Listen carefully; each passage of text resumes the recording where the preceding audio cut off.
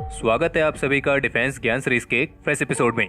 आज के एपिसोड में हम आपको डीआरडीओ के 4 ऐसे प्रोजेक्ट के बारे में बताएंगे जिन्हें काफी सीक्रेट तरीके से अंजाम दिया गया था। और जब इन प्रोजेक्ट्स पर काम चल रहा था तो कुछ ही चुनिंदा लोग थे जिन्हें इनके बारे में पता था। तो चलिए जानते हैं कि वो 4 खास प्रोजेक्ट्स कौन से थे।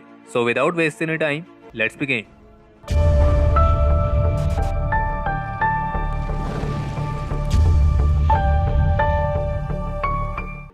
मिशन शक्ति के बारे में तो आप सभी जानते ही होंगे। वही मिशन जिसके तहत 27 मार्च 2019 को भारत ने सफलतापूर्वक अपने एंटी सैटेलाइट वेपन का परीक्षण किया था। और इस परीक्षण के बाद भारत दुनिया के उन एलीट कंट्रीज के क्लब में शामिल हुआ जिनके पास एंटी सैटेलाइट वेपन को विकसित करने की कैपेबिलिटी है। लेकिन क्या आप जानते हैं कि मिशन शक्ति की सीक्रेसी को बनाए रखने के लिए डीआरडीओ ने एक तरह के धोखे का इस्तेमाल किया था। और जबकि डीआरडीओ के ही scientist doctor you Raja Babu ने इस बारे में बताया था कि जो ये मिशन शक्ति था जिसके तहत 27 मार्च 2019 को एंटी सैटेलाइट मिसाइल टेस्ट की गई थी, तो इस टेस्ट से पहले मिशन शक्ति के बारे में केवल 30 से 40 लोग ही जानते थे। और सबसे दिलचस्प बात यह है कि जब इस एंटी सैटेलाइट वेपन पर काम शुरू हुआ था तो इसमें 150 से भी अधिक साइंटिस्ट शामिल थे।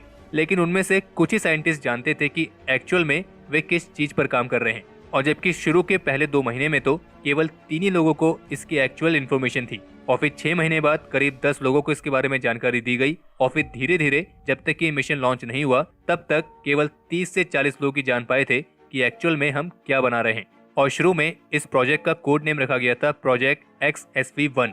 और जो टीम इस प्रोजेक्ट पर काम कर रही थी उनमें से जिनको नहीं पता था कि एक्चुअल में क्या है, उनको बस यही लगता था कि वे बैलिस्टिक मिसाइल डिफेंस के किसी एक अन्य अपग्रेड पर काम कर रहे हैं। और टॉप अथॉरिटीज की तरफ से डीआरडीओ को कड़े निर्देश दिए गए थे कि इस प्रोजेक्ट के बारे में बिल्कुल भी जानकारी किसी भी पॉइंट से पब्लिक डोमेन में सामने नहीं आनी चाहिए। और एक कारण ये भी था कि सभी साइंटिस्ट को इसके बारे में जानकारी नहीं दी गई थी। और जब बाद में पूरा प्रोजेक्ट पूरा हुआ और वो दिन आया जिस दिन इस मिसाइल को टेस्ट किया जाना था, तो इस टेस्ट के बाद ही सभी लोगों को मालूम पड़ा था कि भारत ने एक एंटी सैटेलाइट वेपन को विकसित कर लिया है। और इस मिशन शक्ति से जुड़े ऑफिसर्स ने इस बारे में बताया कि जब इस मिसाइल को लॉन्च किया जाना था तो उससे पहले एक मीटिंग कंडक्ट हुई थी। और उस मीटिंग में डीआरडीओ ने इस एंटी सैटेलाइट वेपन के बारे में पीएम नरेंद्र मोदी को एक पूरा डिटेल प्रेजेंटेशन दिया था।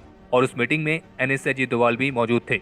इसी तरह इस लिस्ट में डीआरडीओ का दूसरा सीक्रेट प्रोजेक्ट है भारत का बैलिस्टिक मिसाइल डिफेंस प्रोग्राम, और या फिर यूं कहें एंटी बैलिस्टिक मिसाइल कैपेबिलिटी। क्या आप जानते हैं कि भारत का जो ये बैलिस्टिक मिसाइल डिफेंस प्रोग्राम है ये एक्चुअल में 1995 से ही शुरू कर दिया गया था।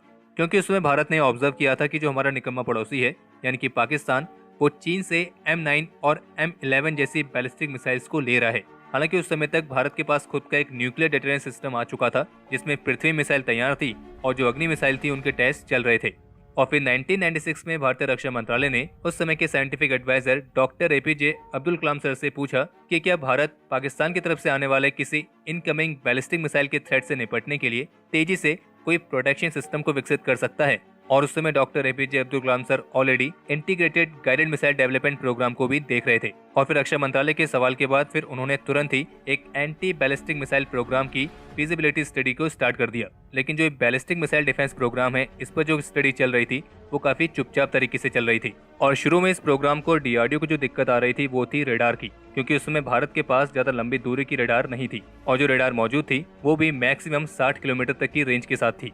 लेकिन उस समय इतना समय भी नहीं था कि डीआरडीओ जीरो से एक लॉन्ग रेंज की रडार को डेवलप करे। तो फिर इसके बाद जो ऑप्शन बचा था वो था फॉरेन कोलैबोरेशन, यानी कि किसी बाहर की कंपनी के साथ कोलैबोरेट करके रडार को डेवलप किया जाए। तो doctor APJ Abdul Kalam sir ने अपने one of the top scientist doctor VK Saraswat को इंचार्ज दिया कि वे दूसरी कंट्रीज को अप्रोच करें इस रडार को डेवलप करने के लिए।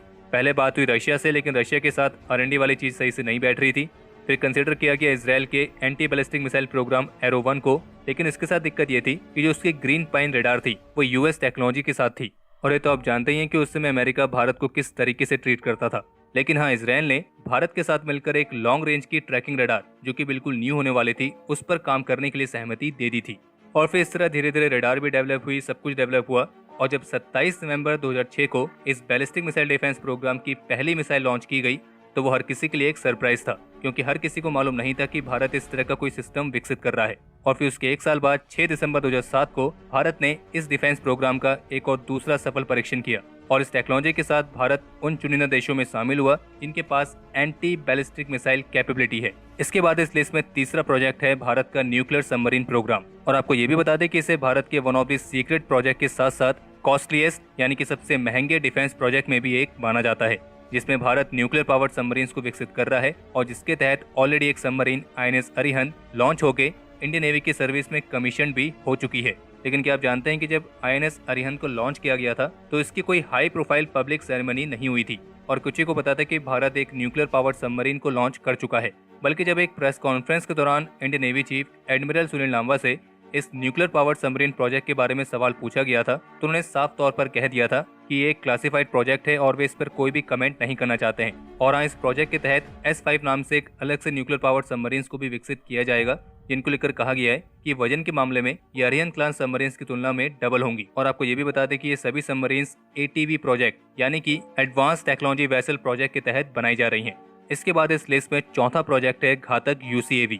हालांकि अब जाकर इस घातक UCAV प्रोग्राम की कुछ तस्वीरें सामने आ चुकी हैं और हो सकता है कि आने वाले कुछ सालों में हमें इसका प्रोटोटाइप देखने को भी मिल जाए, लेकिन अभी भी ये DRDO के उस सीक्रेट प्रोजेक्ट में आता है जिसकी एक्चुअल डिटेल्स अभी भी जारी नहीं हुई हैं। हाँ, लेकिन इस प्रोजेक्ट को लेकर ये जरूर कहा गया है कि इसके अंदर कुछ ऐसी टेक्नोलॉजीज होंगी जो अभी तक किसी और ने डेवलप नहीं करी है।